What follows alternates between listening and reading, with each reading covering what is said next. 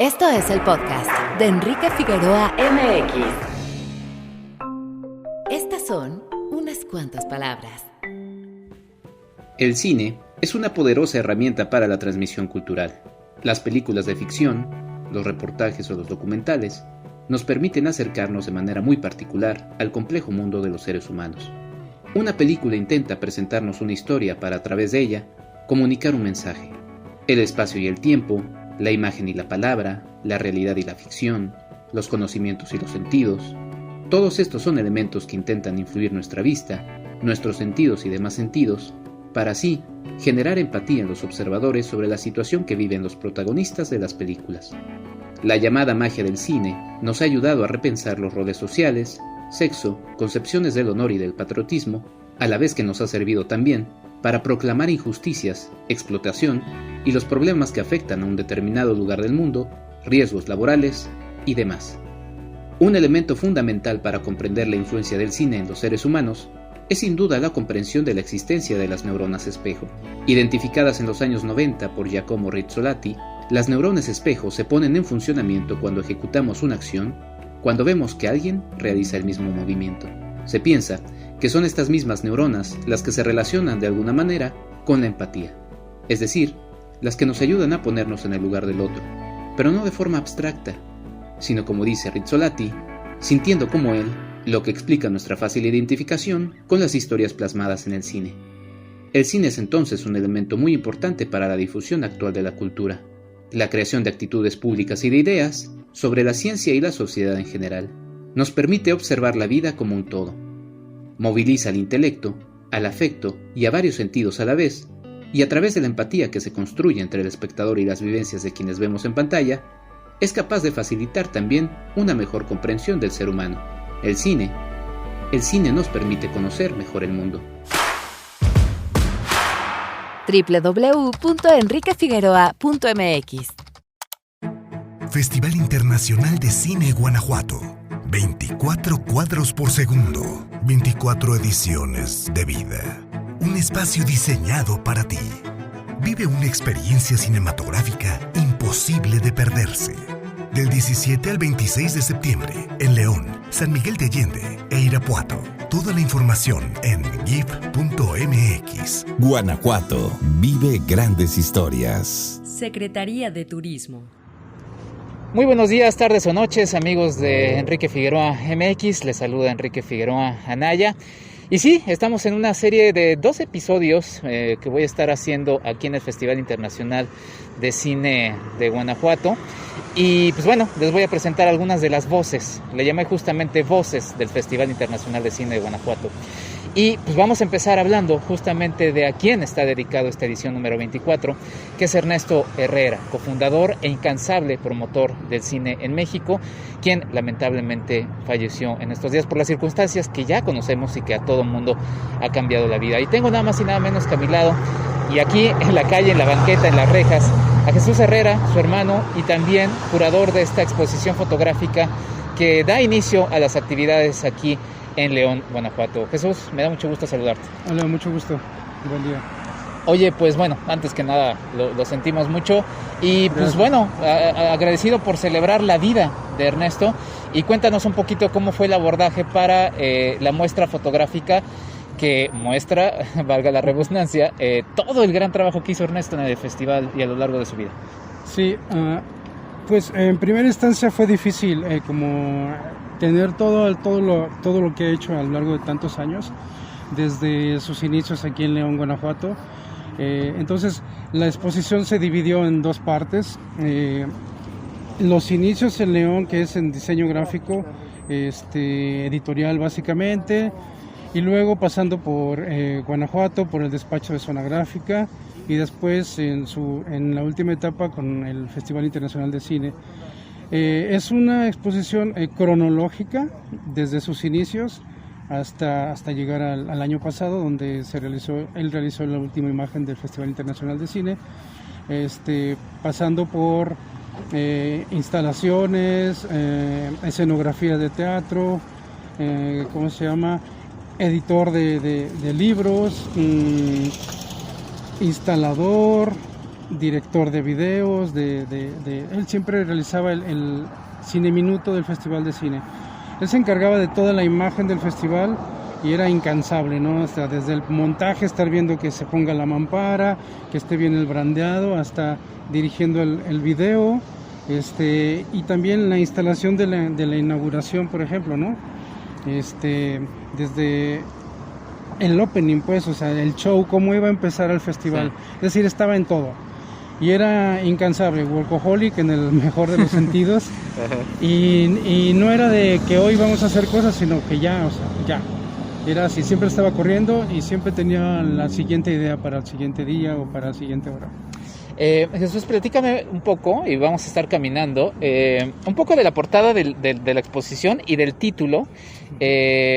Voy a subir algunas de las imágenes también para ir ilustrando este episodio para la gente que nos escucha, pero platícanos del título y de la portada que elegiste. Sí, bueno, la portada es una fotografía que es más bien es arquitectónica y se ve más como abstracta, ¿no? Y era de sus favoritas. Y el título se llama Todo lo que abrazan los sentidos, es el título de la exposición, porque era un artista multifacético. Entonces se trataba de eso, de que podía abrazar todos los sentidos, de eso se trataba, ¿no? Desde hacer algo visual o algo audiovisual, de eso se trataba. Entonces no sabíamos cómo llamarlo, ¿no? Si es un fotógrafo, un instalador, un director, ¿qué es, no? Entonces por eso es el título de la exposición. Estamos viendo aquí una serie de fotos que me gusta mucho. Aquí está tomando, imagino, las imágenes del Cine Minuto de los 15 años, del GIF. Hay una con una chica que está con un vestido como quinceañera. Y también lo estamos viendo cargar una roca de utilería, exactamente. Cuéntanos un poquito de este trabajo detrás de cámaras de Ernesto.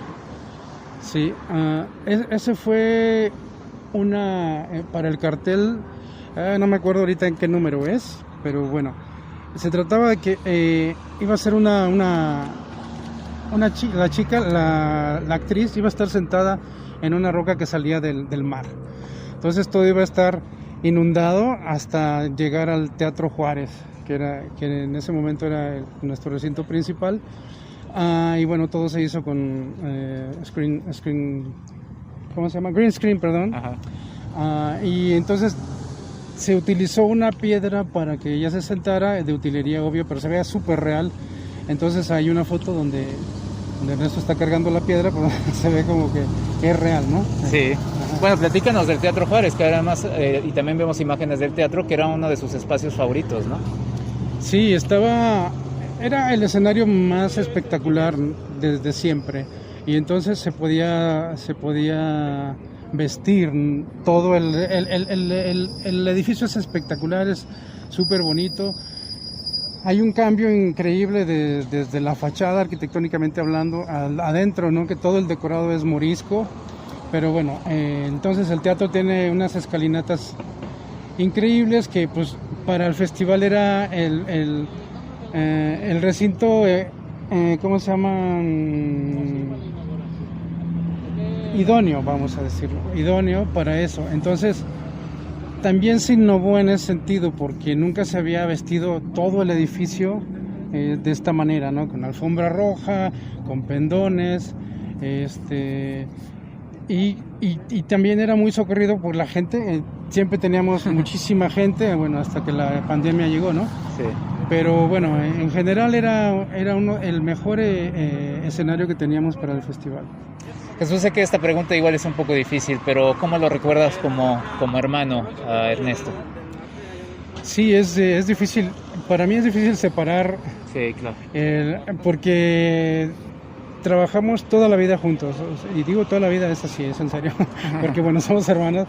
Pero también fuimos compañeros de proyectos, socios en el despacho de publicidad. Y también teníamos, aparte de que fuera mi hermano, era mi mejor amigo y era mi compañero de toda la vida. Entonces es difícil, ¿no? Por ejemplo, cuando hablo de lo que hizo, de lo que hicimos juntos, estoy muy contento por lo que se hizo. Y no hay otra manera de que recordarlo celebrando la vida y celebrando los proyectos que hicieron, ¿no? que hicimos y que él hizo. Claro. Jesús, pues te agradezco mucho por esto. Muchas gracias también por compartirnos parte del gran trabajo que hizo Ernesto Herrera. Y pues ya otra vez recordando a la gente que pues esta edición 24 del GIF está dedicada a su memoria. Y en realidad cada uno de los pasos que el GIF realice a lo largo de todo lo que va a seguir teniendo de vida, pues siempre estará con el nombre de Ernesto por ahí. Muchas gracias y buena suerte para todos. Muchas gracias, Jesús. Nosotros seguimos en estos especiales Voces del Festival Internacional de Cine Guanajuato. @EnriqueFAMX en Twitter. Continuamos en este especial dedicado a las voces del Festival Internacional de Cine de Guanajuato para el podcast de Enrique Figueroa MX, y tengo nada más y nada menos que a Ulises Pérez Mancilla. Él es realizador de Los Días Francos, película que se vio por primera vez con público ya aquí en el Festival Internacional de Guanajuato en su edición 24. Ulises, antes que nada, felicidades por la película. Muchas gracias, muchas gracias, estoy muy contento. La función acaba de terminar y como les contaba, es el estreno mundial, entonces pues para mí era muy importante poder tener un diálogo con el público y por fin sucedió, entonces estoy muy contento. Cuéntanos de qué va los Días Francos. Yo ya la vi, pero para la gente que va a estar atenta también próximamente al estreno después del paso por festivales, cuéntanos brevemente de qué va y cómo nace la idea de Los Días Francos. Sí, Los Días Francos es la historia de Amanda, una actriz que es madre soltera y que está pasando por una crisis existencial, económica, vocacional, y que todo desemboca en un cuestionamiento acerca de su maternidad. De eso va la película, y la idea surgió, pues fue un conjunto de muchas cosas. Querer escribir una historia así yo lo descubrí después de leer un reportaje sobre Ruanda, el genocidio, y de una madre que no podía ver a su hijo, ¿no? Yo, viniendo de una familia tradicional, clásica, ¿no? Pues me costaba entender esa imagen, ¿no? Y fue lo que detonó todo.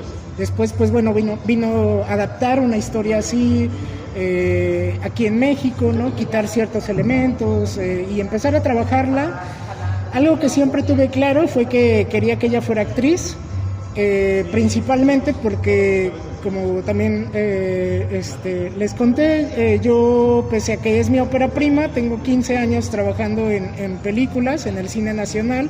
Entonces quería hablar de algo que yo conociera, como poderla ubicar en un contexto del cual yo tuviera algo que contar. Y ese algo que contar era esta idea de reivindicar el fracaso, ¿no? Como poder mostrar este otro lado que no tiene que ver con el romanticismo ni con el glamour, ¿no? Sino que tiene que ver más bien con el trabajo y con picar piedra y con tropezarse y con llevarse desaires, ¿no?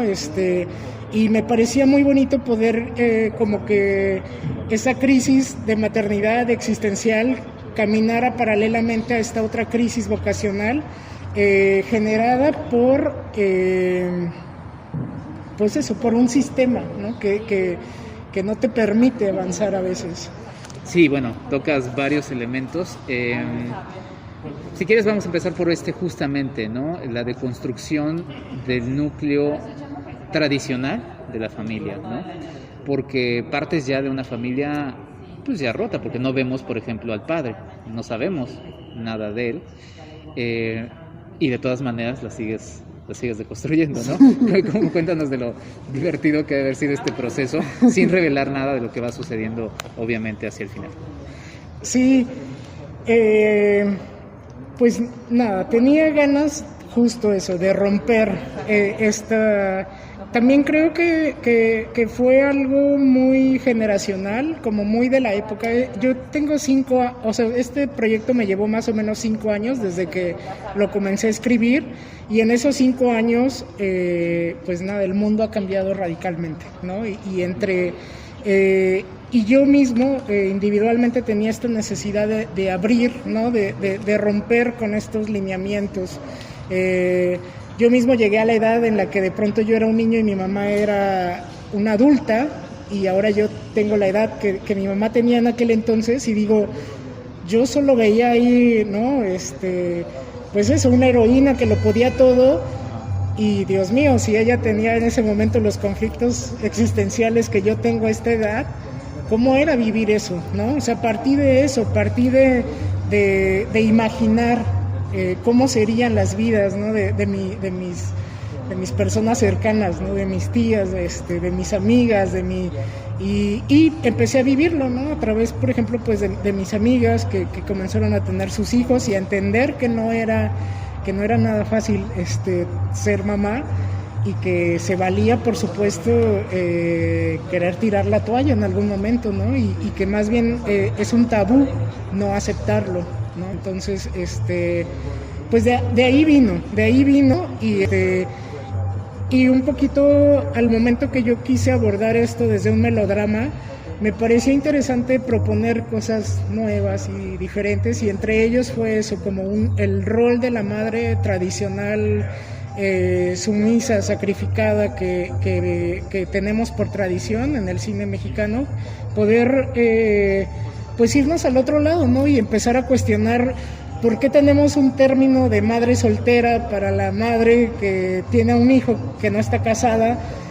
¿Y por qué sí una madre que pueda abandonar a su hijo es una madre desnaturalizada y no un padre, ¿no? No un padre ausente que puede irse sin rendirle cuentas a nadie, ¿no? Que así ha sucedido por mucho tiempo. Entonces, pues siento que toda mi inquietud de poder dar a conocer esta historia tenía que ver eso, con cambios sociales que ya venían empujando muy fuerte y con esta necesidad mía también de explorar. A ver, esta es una interpretación mía, pero obviamente también la película pues termina haciendo una reflexión sobre el cine, sobre las actuaciones, ¿no?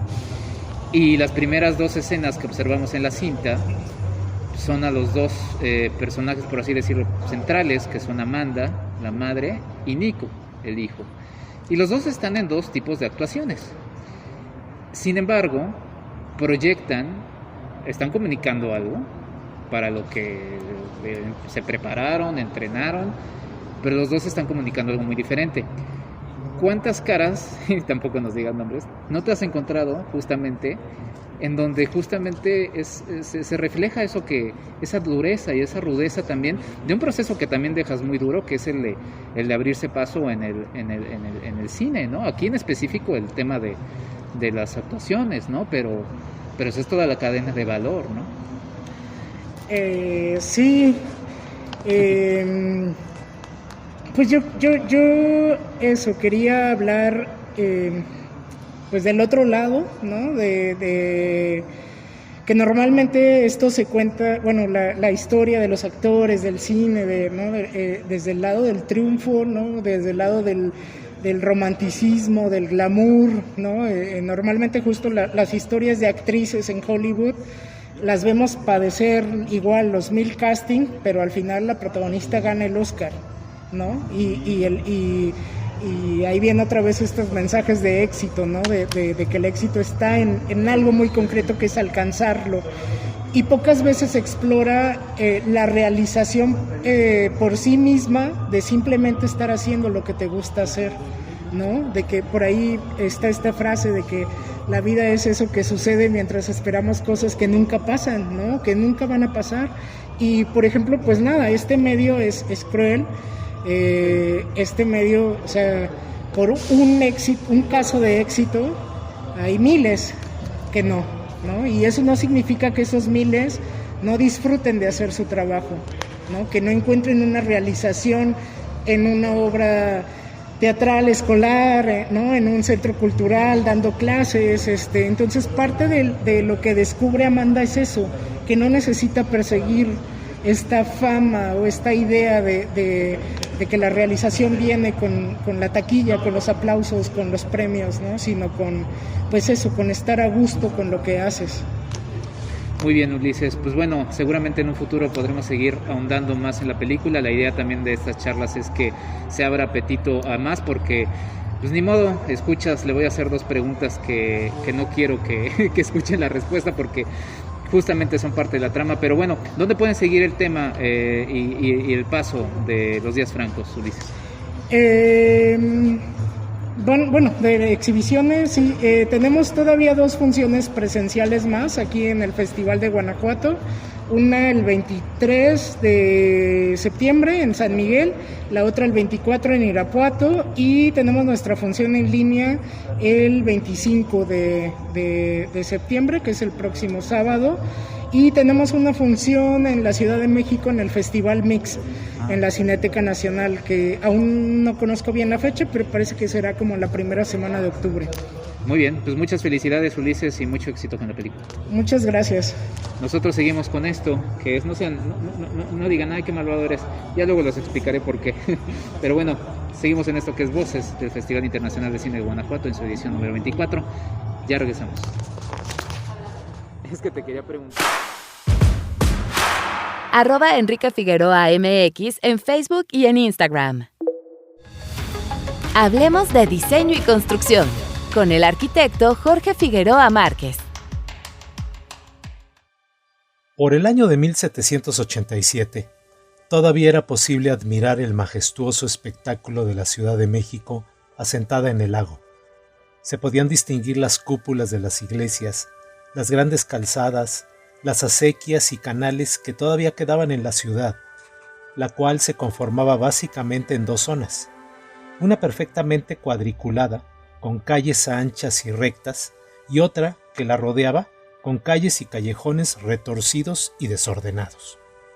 Existían en la ciudad 84 templos, 36 conventos de religiosos, 19 de religiosas, 7 hospitales, 2 colegios de niñas y 9 colegios mayores para estudiantes.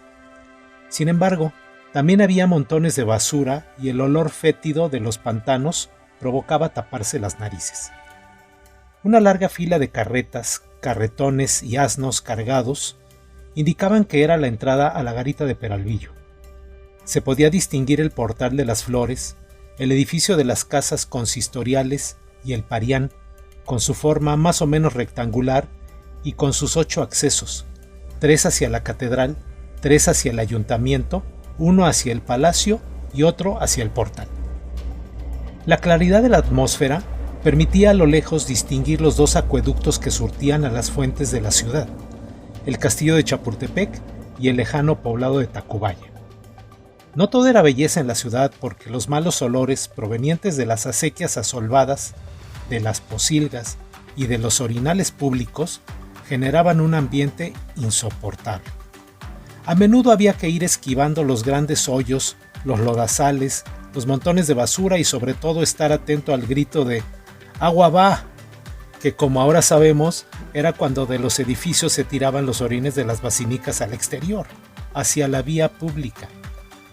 La introducción de la carne muerta, por lo mal manejada, era un desorden que provocaba muchas de las enfermedades epidémicas. Fue durante el virreinato del segundo conde de Revillagigedo, de 1789 a 1794, en donde se procedió a remediar estos problemas.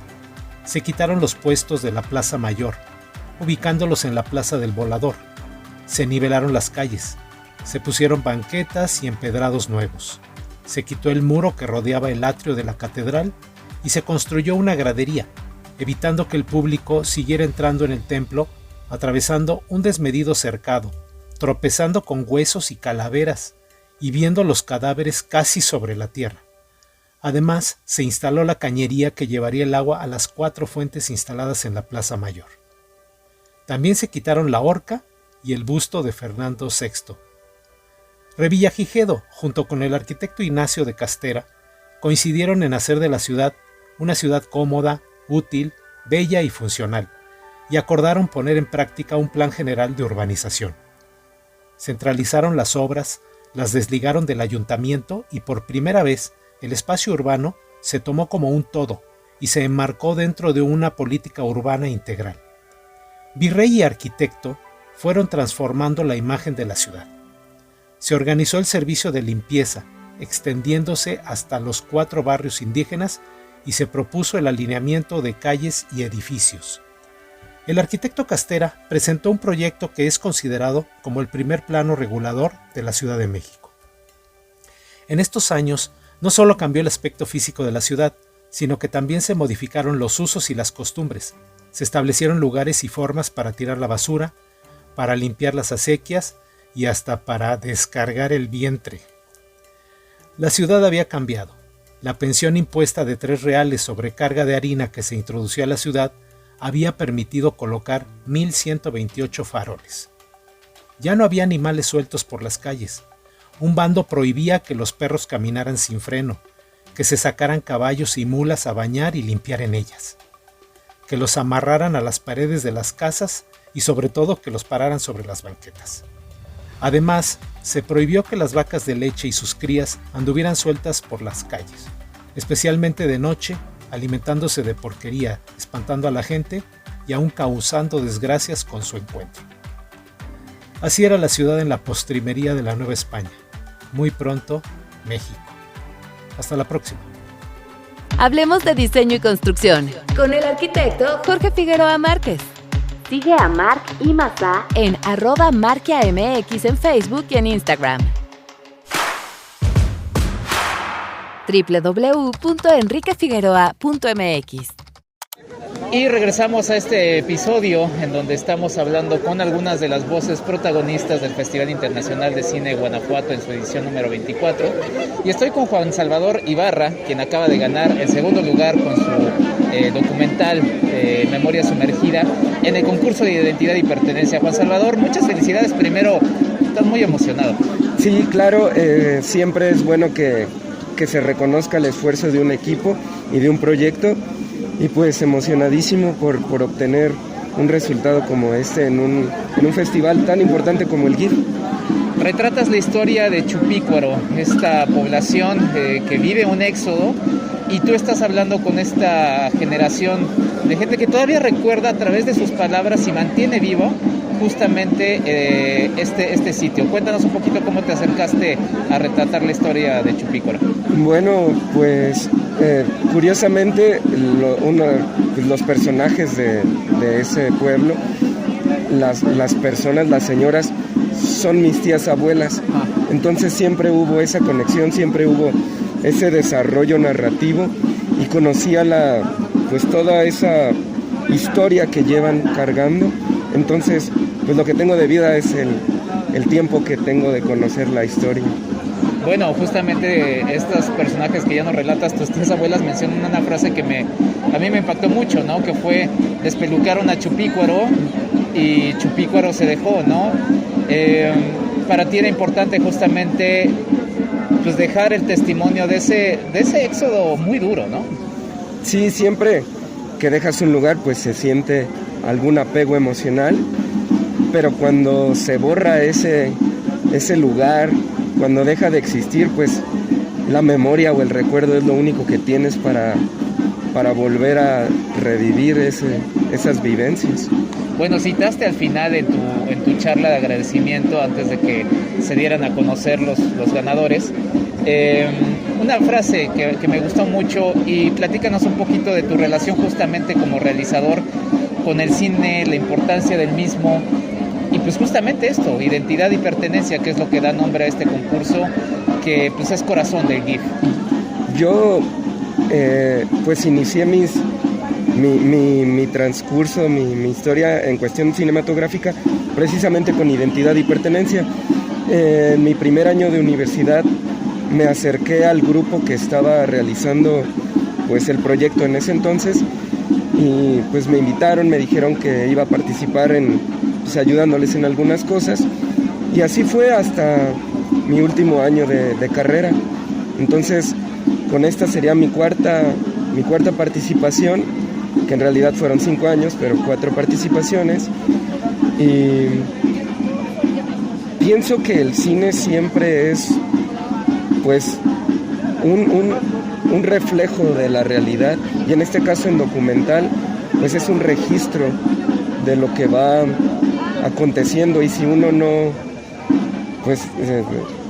no lo guarda, no lo preserva, se pierde con las personas que lo recuerdan.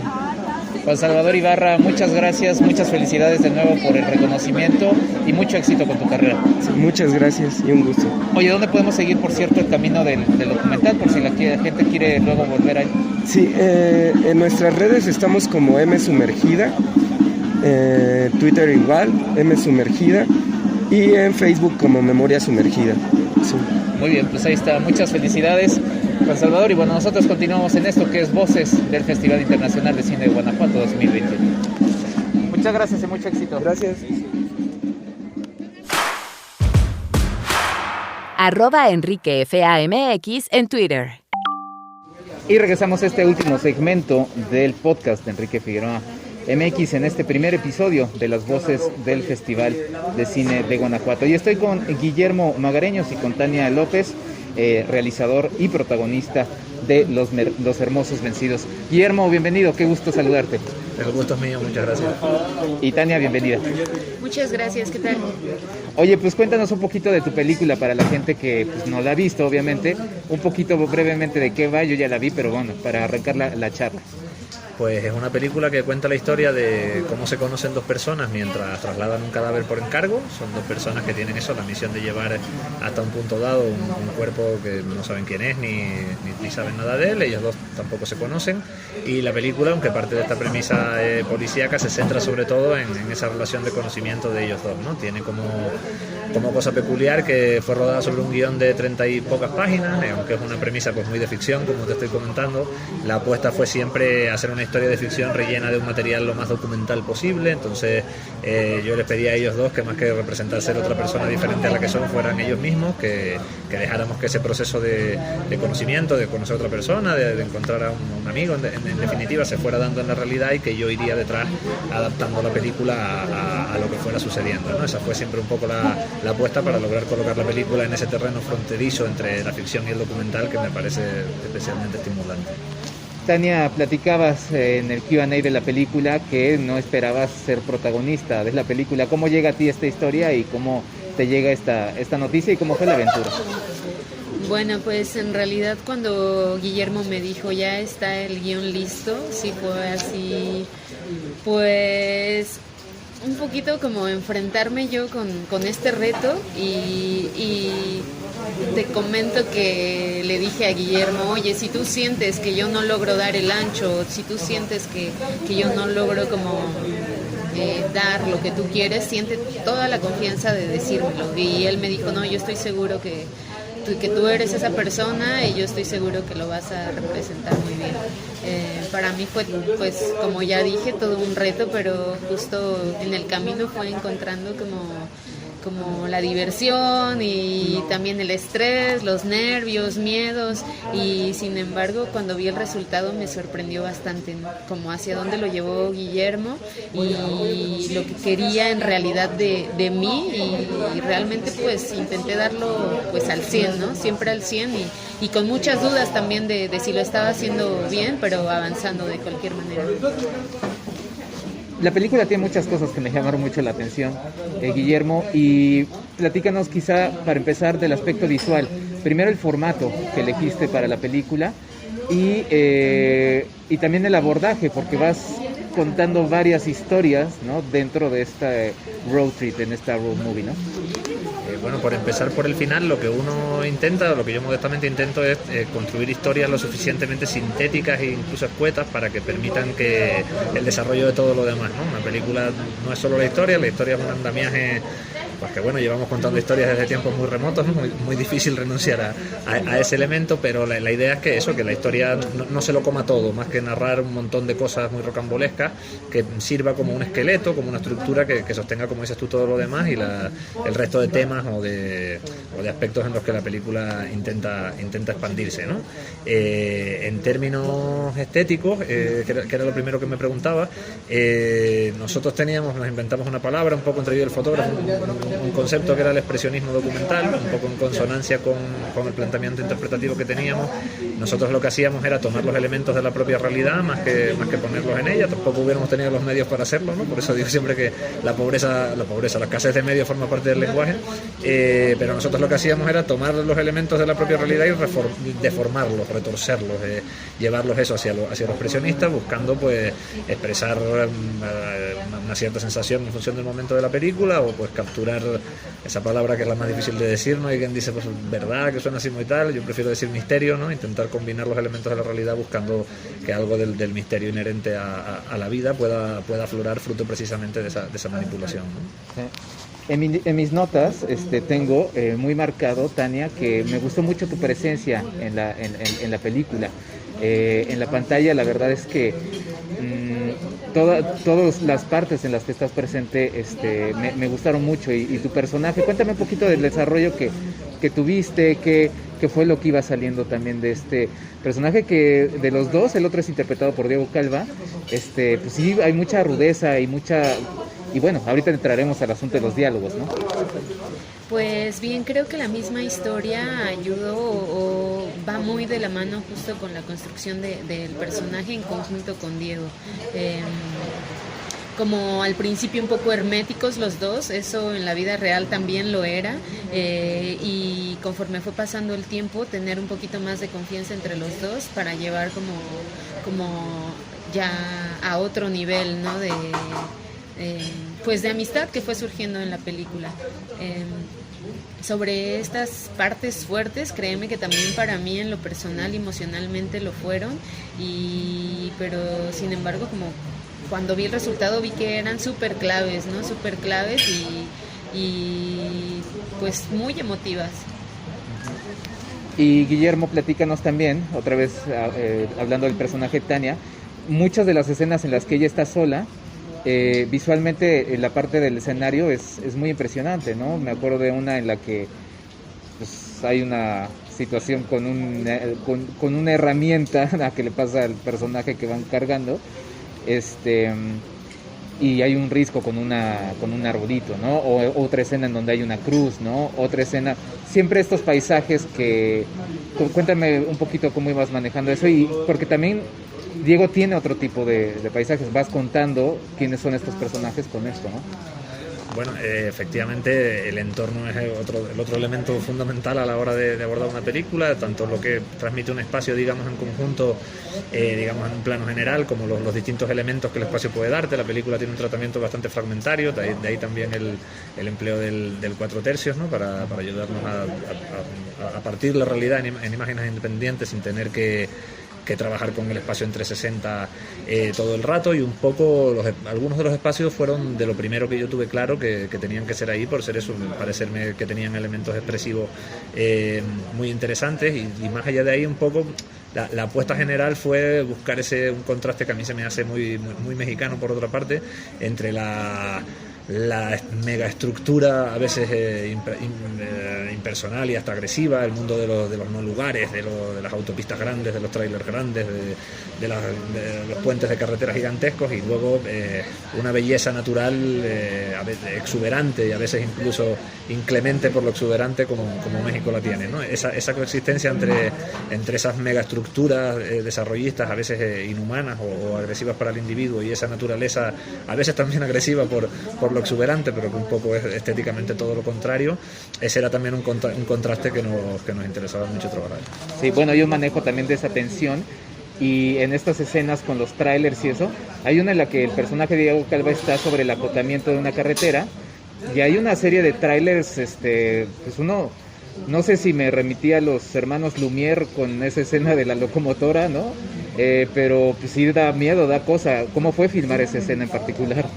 Pues eso es un ejemplo, digamos, como perfecto de lo que la vida te regala si uno está en actitud de observarla, ¿no? En un rodaje normal, pues, o para tener todos esos trailers, pues tendrías que tener el dinero para traerlos, ¿no? O provocarías que eso sucediera. En nuestro caso fuimos buscando ese desarrollismo bruto y a base de buscarlo con fe y con persistencia, pues hay momentos en los que la vida te lo termina regalando, ¿no? Yo evidentemente había visto que por esas autopistas pasaban muchos trailers, pero lo cierto es que, y nos fuimos allí a rodar en parte por eso, pero lo cierto es que la mañana concreta que vas a rodar no sabes si van a pasar rodando con estos mecanismos guerrilleros con los que estamos rodando nosotros, ¿no? Podían haber pasado otro día, lo importante cuando haces una película así es permanecer abierto a lo que la realidad te regala y digamos con la flexibilidad suficiente para aprovecharlo. Yo creo que desde esa fe la realidad es más grande que todo y la vida siempre es más amplia de lo que podemos abarcar incluso, ¿no? Entonces como que en ese sentido, cuando he tenido fe en que la realidad me va a regalar cosas, la verdad creo que casi nunca me ha dejado de regalarlas, ¿no? En este caso ya te digo, lo de los trailers parte el hecho de que hayan pasado ese día concreto del azar, pero bueno, es un azar trabajado, ¿no? El irte a los entornos en los que sabes que ese tipo de elementos se pueden manifestar, que ese tipo de regalos te pueden ser hechos, ¿no? Bueno, y la parte sonora también es importante. Tania, hay una parte en la que realizas una coreografía, ¿no? De alguna manera. Y cuéntanos un poquito de eso. ¿Qué estabas escuchando en los audífonos en ese momento? Porque tienes unos audífonos, tu personaje. Cuéntanos un poquito de esta escena. Bueno, pues es una canción interpretada por Tomás Albinoni, que se me hace a mí bellísima. En un inicio Guillermo me dio a elegir entre esa canción y otra de Los Panchos. Entonces para mí era como, ¿qué quiero mostrar de mí misma? Y cómo voy a lograr ese baile, ¿no? Tú lo llamas coreografía y fue algo totalmente improvisado, sin ensayar, sin pensar, solamente es dejarme llevar y sentir por la canción que yo había elegido, que al final fue esa, porque se me hacía bastante profunda y a su vez bella, pero también súper triste. Entonces, justo cuando se desarrolla esa escena, creo que entre sus contrastes de suaves y fuertes, era como justo hacer detonar esas emociones que yo tenía dentro. Bueno, para finalizar, Guillermo, platícame un poquito del aspecto sonoro, que también es un aspecto que me gustó mucho en la película. Va marcando tensión en este momento, por ejemplo, de esta escena con Tania. Hay una especie de liberación del personaje, ¿no? Porque finalmente en una película en una road movie, lo que siempre se están buscando y se van encontrando, y estos dos personajes están en este proceso. Platícame del aspecto sonoro, que fue muy, muy importante.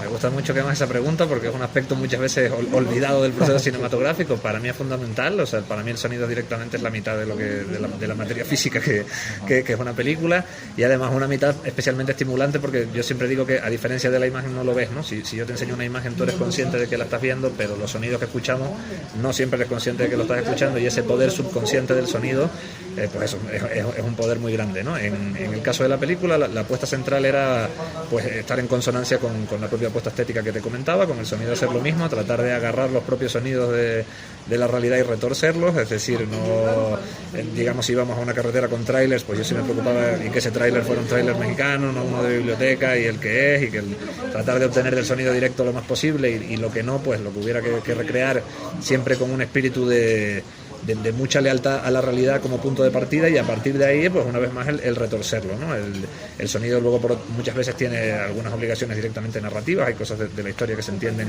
exclusivamente por el sonido, pero más allá de eso era el intentar construir permanentemente una sensación a partir de la deformación de esos sonidos reales. Casi todos están levemente deformados si quieres, o si es radicalmente deformados, pues no hasta el punto de que no se huela de que se deje de oler la realidad detrás de ellos, digamos, pero sí creo que el aporte que el sonido le hace a la hora de construir las sensaciones de muchas secuencias, a la hora de colocar las imágenes en un plano narrativo u otro, es fundamental. Si tú te ves la película sin sonido, es otra película distinta, y creo que en ese sentido, pues Rubén Cacho, que es el sonidista, como el resto de jefes de equipo, pues hizo un gran trabajo, la verdad.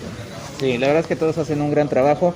Los Hermosos Vencidos, habrá que estar pendientes del camino de la película para que la gente la pueda ver. Tania, muchas gracias por la charla y muchas felicidades por la película. Muchas gracias a todos, realmente estoy muy agradecida. Gracias. Y muchas gracias, Guillermo. ¿Dónde podemos seguir el camino de la película para que la gente pues está escuchando esto y dice, ¿cuándo la podremos ver? ¿Dónde pueden seguir esto? Pues de momento no te puedo confirmar otro festival para la película. Este es su estreno en México, se estrenó también en el Festival de Málaga en España. Esperemos pronto poder anunciar, y aparentemente está cerca, más selecciones en festivales, y a partir de ahí pues espero que lo más pronto posible, ojalá en salas, ¿no?, en la magnitud que es razonable para una película de estas dimensiones, pero espero que sí se pueda disfrutar en salas lo antes posible. Trabajamos duro para que se vea lo mejor posible. Pues sí, pues muchas felicidades, Guillermo, y mucho éxito con tu carrera. Muchísimas gracias a ti por todo. Pues nosotros vamos a la recomendación de este fin de semana, que obviamente será que sigan el paso del Festival Internacional de Cine de Guanajuato. Ya regresamos y sigan con nosotros. Muchas gracias. A ti. Nuestra recomendación para el fin de semana. La recomendación para este fin de semana es que disfruten de la programación del Festival Internacional de Cine de Guanajuato en su edición en línea. En línea permanecerá hasta el próximo 26 de septiembre. Pueden ustedes visitar el festival en gif.mx, gif con 2 Fs.mx, y ahí revisar la serie de películas que están disponibles en línea. La verdad es que hay una diversidad muy interesante, seguramente encontrarán algo que sea de su agrado. Pueden checar la sinopsis ahí mismo, y también pueden checar el trabajo que junto con varios colegas, a mí me tocó realizar el Q&A de una de las películas, varios colegas realizamos entrevistas con los realizadores de las películas, así que bueno, ahí pueden ustedes checar sinopsis, checar el Q&A si después disfrutaron de la película que eligieron. Y pues nada, la invitación es que disfruten del Festival Internacional de Cine de Guanajuato. Por cierto, el próximo jueves 23 de septiembre a las 11 de la mañana se estará presentando un taller de cine, de crítica de cine, que sí, imparto. Me da mucho gusto que el festival me haya invitado para esta oportunidad. Entonces entren y chequenlo todo en las redes sociales de GIF, que es GIF.mx. Vamos a despedir este episodio y seguimos con las voces del Festival Internacional de Cine de Guanajuato. ¿Quieres ayudarnos a hacer más contenido? Tu apoyo es fundamental. Entra a www.patreon.com/Enrique Figueroa MX y elige entre las muchas recompensas que tenemos para ti. Desde un agradecimiento en este podcast hasta tu participación en un cineclub en línea donde tú puedes elegir el tema. Además de 50% de descuento en nuestros cursos, talleres y tours. ¡Únete! Sé parte de esta comunidad.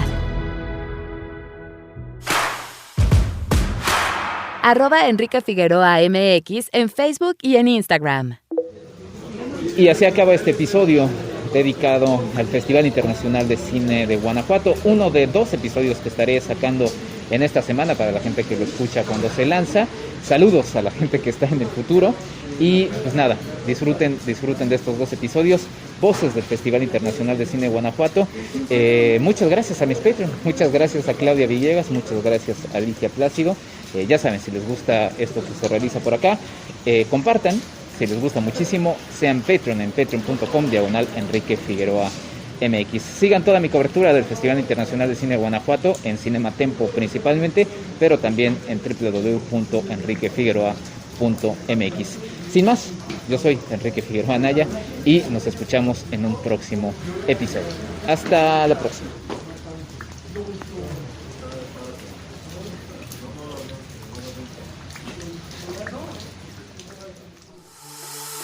Esto fue el podcast de Enrique Figueroa MX. Hasta la próxima.